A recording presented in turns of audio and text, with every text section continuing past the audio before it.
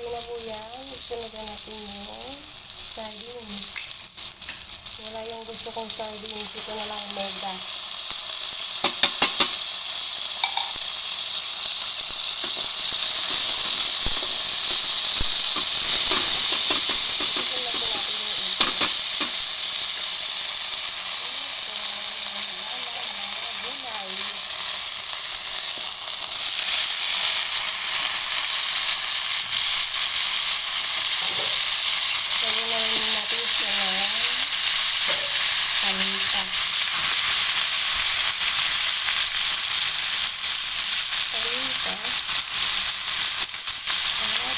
Asin, pampalasa.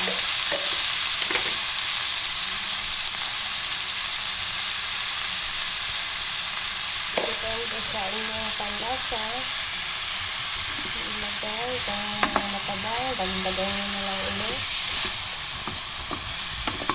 Takpan natin po siya kasi mag-ano pa yan, magkakatas pa po yan.